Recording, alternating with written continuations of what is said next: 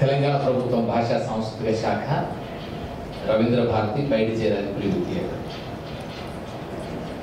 ఒకటే లక్ష్యం ఏంటంటే తెలంగాణలో ఉండే young film makers, new talented budding young film makers ఎవరున్నారో వారు తీసిన షార్ట్ ఫిల్మ్స్కి ఒక మంచి స్క్రీనింగ్ స్పేస్ ఇవ్వాలనేది ఒకటే ప్రధాన లక్ష్యం. అంటే మీరు చూస్తున్నారు, మీరు షార్ట్ ఫిల్మ్ తీస్తారు, షార్ట్ ఫిల్మ్స్ యూట్యూబ్లో అప్లోడ్ చేస్తారు, యూట్యూబ్లో చూస్తారు. ఎంత చూసినా ఒక సినిమాటిక్ ఎక్స్పీరియన్స్ కావాలి. దాంట్లో మిలియన్స్ ఆఫ్ వ్యూస్ ఉన్నాయి. నేను చూసాను, many of the short films got millions of views. అంటే కంటెంట్ అంత గొప్పగా ఉంది అన్నట్టే కదా. అన్ని లక్షల మంది చూసారంటే కంటెంట్ గొప్పగా ఉందని అర్థం. But the only thing is that these entire short films that have been uploaded in YouTube are not ensuring the important element of that cinematic experience. ఆ సినిమాటిక్ ఎక్స్పీరియన్స్ ఇవ్వాలనే ఒకే ఒక లక్ష్యం ఒకటి. రెండవది, ఇక్కడ ఎవరైనా ఐదర్ మేబీ నిఖిల్ ఆభరణం ఆర్ వేణుగోపాలరావు గారి అబ్బాయిలు వేణుపోల్సాని ఆర్ వేణుగోపాలరావు గారు, ఇంకా ఎవరైనా కూడా ఇప్పుడు మన సినిమాలు చూసారు, 2 సినిమాలు, వారు సినిమాలు తీయాలనే ఆలోచన వచ్చిందంటే ఒకే ఒక లక్ష్యం, ఒక ఇంట్రెస్టింగ్ పాయింట్, ఒక ప్రేరణ ఉంది, ఒక మోటివేటింగ్ ఆస్పెక్ట్ ఉన్నది. అదేంటంటే లాస్ట్ సినిమా టైటిల్స్ లో కథ, స్క్రీన్ ప్లే, దర్శకత్వం, అది చూసి ఇన్స్పైర్ అయిన వాళ్ళే ఎక్కువ మంది. ఆ టైటిల్ ఇట్లా పెద్ద స్క్రీన్ మీద నా పేరు కనిపించాలనే ఒకే ఒక లక్ష్యం. అది హీరో పేరు కావచ్చు, హీరోయిన్ పేరు కావచ్చు, నటుల పేర్లు కావచ్చు, ఏదో ఇంత పెద్ద స్క్రీన్ మీద నా పేరు కనిపించాలనే ఒకే ఒక్క ఆలోచన ఎవరినైనా నటులుగా కానీ, సినిమా నటులుగా కానీ, సినిమా సాంకేతిక నిపుణులు కానీ, సినిమా దర్శకుడు కానీ, రచయిత కానీ, కథా రచయిత కానీ మలచడానికి ప్రధాన హేతువు, మూల ధాతువు, అంత ప్రేరకము అదే బహుశా. సో మరి అలాంటప్పుడు యూట్యూబ్ లో మనం అప్లోడ్ చేసిన తర్వాత ల్యాప్టాప్ లో కనిపించే ఇంత చిన్న సైజ్ దాంట్లో మన కోరిక నెరవేరుతుందా? Definitely not. నెరవేరదు, మన కోరిక నెరవేరదు. పోనీ మనం షార్ట్ ఫిలిమ్స్ ని పెద్ద సినిమా మీద చూసుకోగలుగుతామా? చూసుకోలేము. ఎందుకంటే వాళ్ళకి అది పెద్ద సినిమాలు కదా, ఫుల్ లెంగ్త్ ఫీచర్ ఫిల్మ్స్ కి అనుకూలమైన థియేటర్స్ ఉన్నాయి తప్ప షార్ట్ ఫిల్మ్స్ స్క్రీన్ చేయడానికి అనుకూలమైన థియేటర్స్ లేవు. ఒకవేళ ప్రసాద్ ప్రివ్యూ థియేటర్ లో వేసుకోవచ్చు, కానీ అంత డబ్బులు పెట్టడం ఇదంతా పెద్ద ప్రాసెస్. మరి ఇలాంటి సందర్భంలో మన కోరిక నెరవేరాలి, మన ఆశయం నెరవేరాలి, మన లక్ష్యం నెరవేరాలి. దానికి తోడు కొంచెం కాన్ఫిడెన్స్ కావాలి. అరే నువ్వు కూడా ఫిల్మ్ మేకర్వే, నువ్వు కూడా సినిమాలు తీయగలుగుతావు, నువ్వు అద్భుతంగా తీయగలుగుతావు బాస్ అనే ఒక కాన్ఫిడెన్స్ కావాలి. మరి ఎక్కడి నుంచి వస్తుంది? ఇది కట్ చేసాం.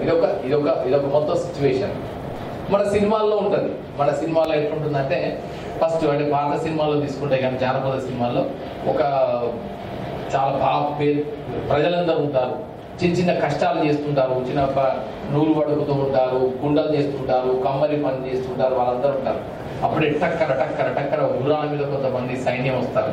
వచ్చేసి వీళ్ళని నువ్వు పనులు కట్టలేదా, అది కట్టలేదా, ఇది కట్టలేదా అని కొరడాలతో కొడుతుంటారు, నానా కష్టాలు పెడుతుంటారు, కొడుతుంటే ఏడుస్తుంటారు, కింద పడిపోతుంటారు, చిన్నపిల్లలు ఓ దుఃఖము ఏడుస్తుంటారు. ఇట్లాంటి తర్వాత దానిలోంచి ఒక తల్లి లేసి ఎంతకాలం రా ఈ ఆగడాలని ఒక ప్రశ్నిస్తారు.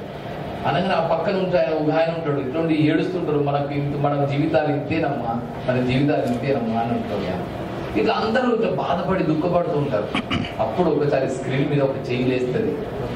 ఒక చెయ్యి లేసి ఒకడొస్తాడు మిమ్మల్ని అందరు మీ అన్ని చేయడానికి ఒకడొస్తాడు అని అంటాడు.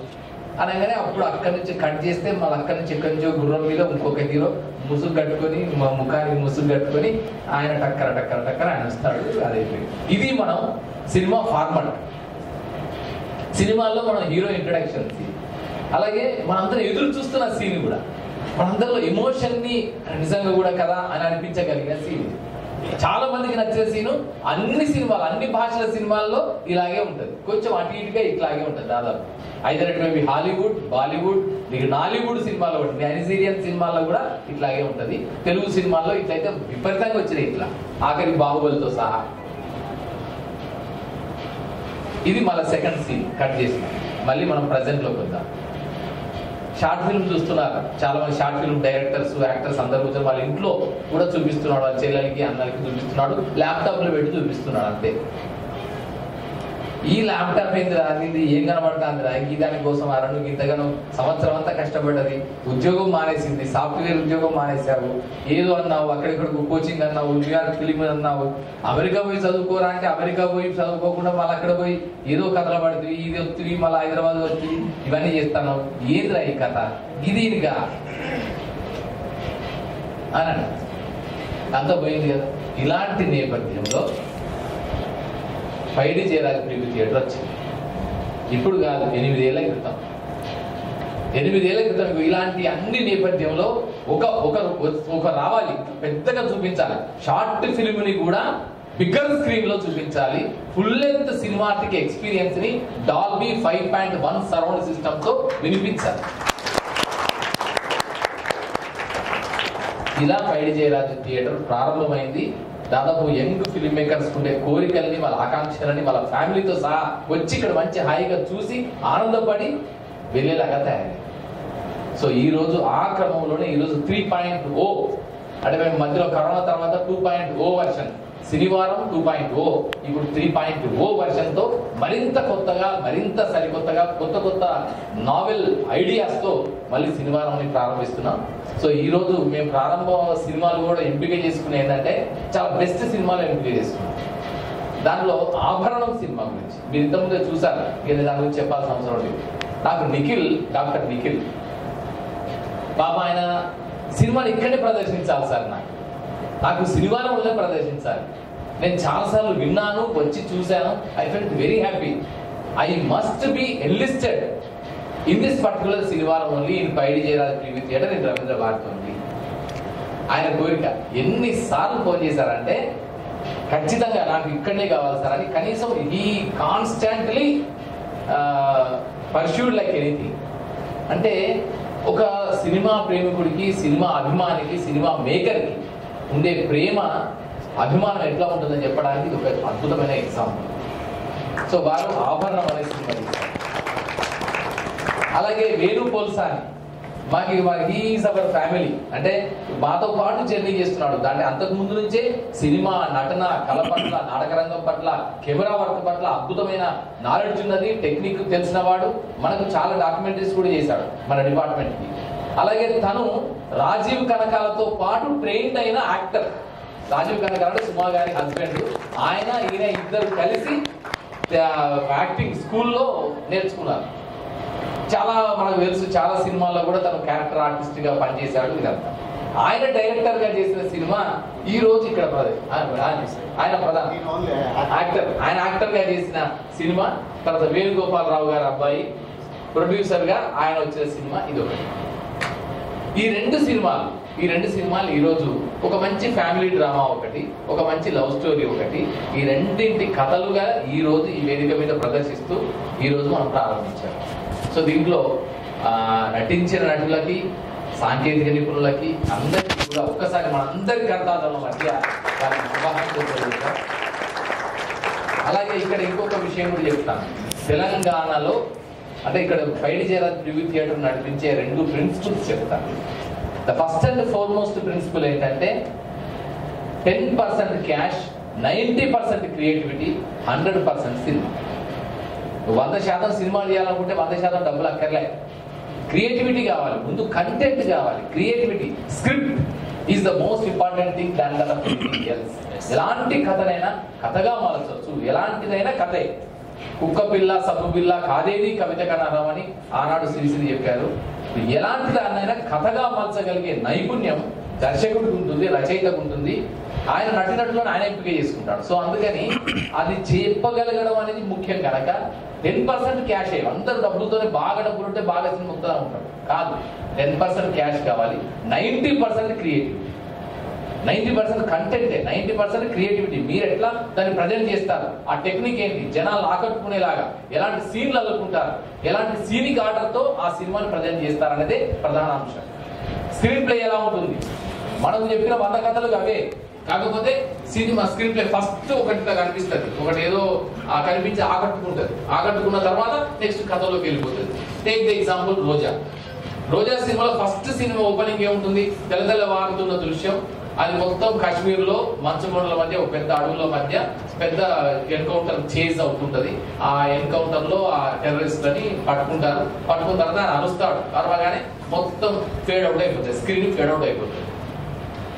అంటే ఒక్కసారి నువ్వు సినిమా థియేటర్ లోకి వెళ్ళి కూర్చోగానే నీకు ఉద్విగ్నత, అసలు కూర్చోగానే నెమ్మది రోజా సినిమాకి ముందు మొత్తం ఒక ఉద్విగ్నపడ్డ సైన్యం, ఇటు పక్క అటు పక్క టెర్రరిస్టులు, వాళ్ళు పరిగెత్తరాలు, ఆ చీకటి కనిపించడం, ఆ దాంట్లో అడవుల్లో ఆ చెట్ల పొంటి పొర్లు వాళ్ళు వెళ్ళడం, ఇదంతా ఒక 5-6 నిమిషాలు ఉండి 7 నిమిషాల తర్వాత అప్పుడు ఆయన మెయిన్ టెర్రరిస్ట్ ఎవరితో ఆయన దొరుకుతాడు, పోలీసులు పట్టుకోగానే ఆగిపోయింది.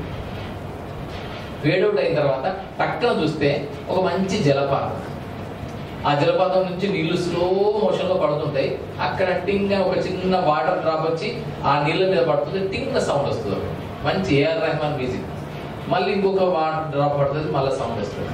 అంటే నీటి బిందువు తాలూకు చిరు సవ్వడి. అదైన తర్వాత చూస్తే ఒక అందమైన అమ్మాయి మంచి చిన్ని ఆశ పాడబడడం మొదలు. చూడండి, నేను ఇక్కడ దీనిలో ఫాలో అయిన అద్భుతమైన స్క్రీన్ ప్లే టెక్నిక్ ఏంటంటే, ఫస్ట్ దానిలో వచ్చి కూర్చున్న ప్రేక్షకుడిని కట్టిపడేయడం. ఏదో ఒకటి ఉంది, ఒక ఆసక్తికరమైన అంశాన్ని కట్టిపడేసి ఆ తర్వాత కథలోకి తీసుకెళ్ళడం. ఎక్కడో కృష్ణా జిల్లాలో ఉండే ఒక చిన్న ఊరు, ఎక్కడో కాశ్మీర్ నుంచి కృష్ణా జిల్లాకి లింక్. దానికి ముందు మనం అదంతా కథ నడిపిస్తాడు కదా. మరి ఒరిజినల్ కథ ఏంటయ్యా అంటే, అది సావిత్రి సత్యవంతుడి కథ, పురాణ కథ. సావిత్రే కదా సత్యవంతుడి కోసం యమధర్మరాజు దగ్గరికి పోయి ఓరేనయ్యా వెనకమ్మా నా భర్త నాకు ఈరా అని చెప్పుకున్నది. ఇక్కడ ఆ కాలంలో పురాణంలో యమధర్మరాజు అయితే, ఈ కాలంలో టెర్రరిస్ట్. ఆ టెర్రరిస్ట్ దగ్గర పోయి నా భర్త నాకు కావాలని చేయడం కోరండి. తండేలు కూడా దాదాపు అక్కడిని కొంతవరకు అట్లాగే నడుస్తుంది, మళ్ళీ తర్వాత మారిపోతుంది. తండేలు సినిమా కూడా చూడండి, సేమ్ ప్యాటర్న్ అంతా.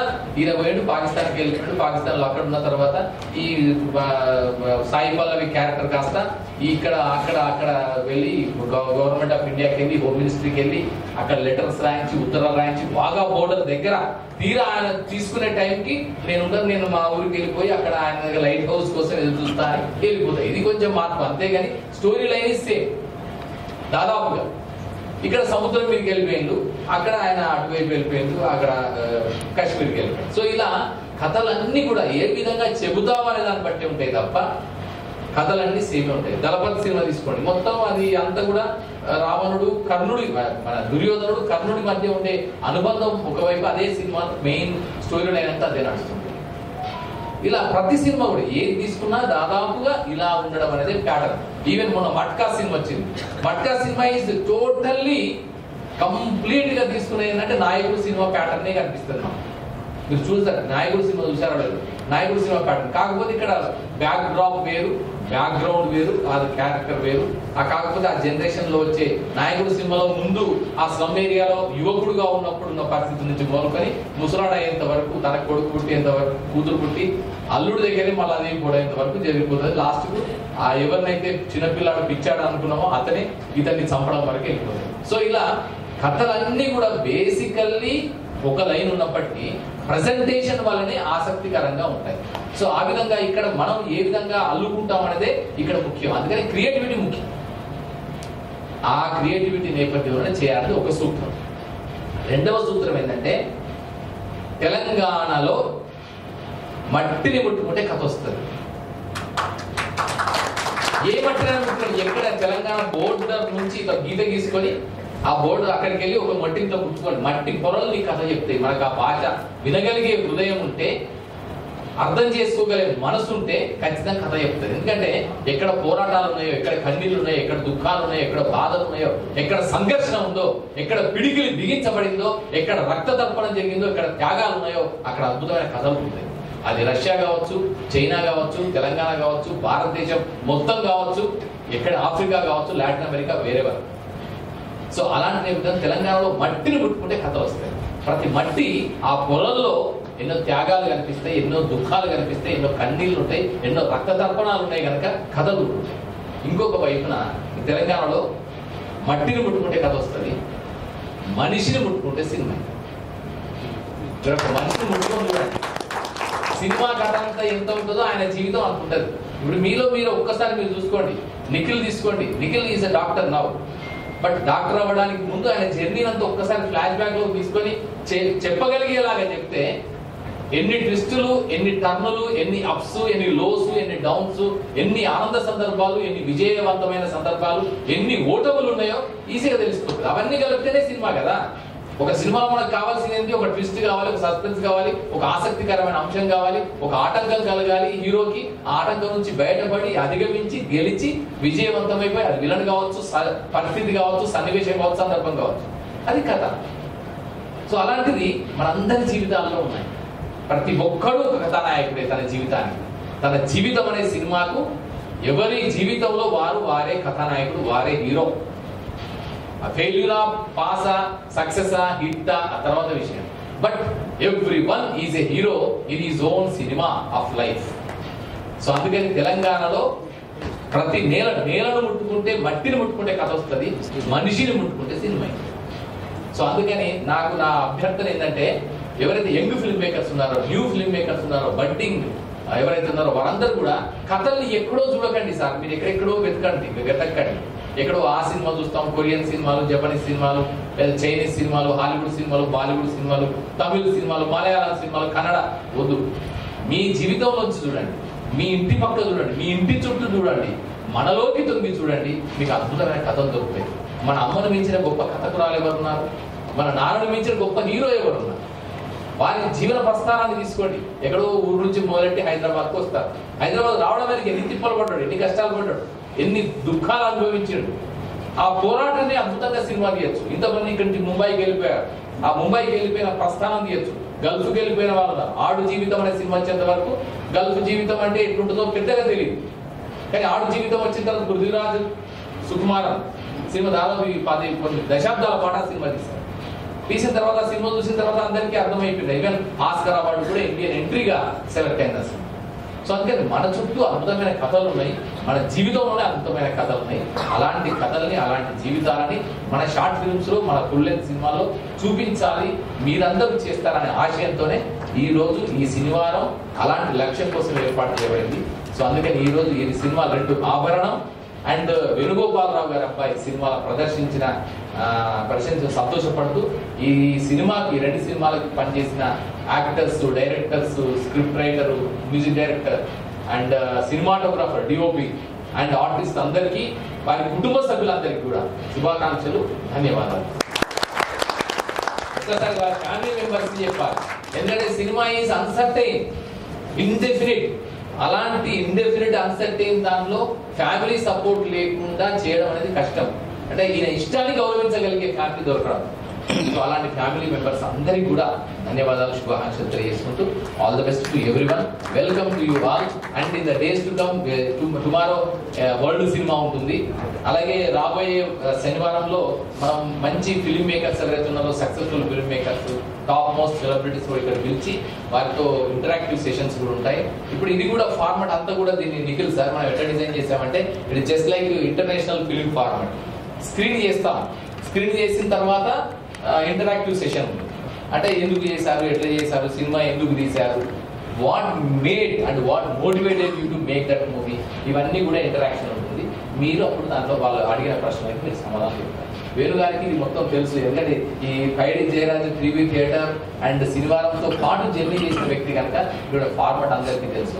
సో అందరికి మరొకసారి శుభాకాంక్షలు. ఒకసారి మనందరికీ అర్థాలు మన మధ్య ప్రొడ్యూసర్స్ కి, ముఖ్యంగా ఈ సినిమాను ప్రొడ్యూస్ చేసిన వేణు గారికి, అలాగే ఈ సినిమాకి మీ సినిమాకి ఎవరు ప్రొడ్యూసర్? మీరేనా?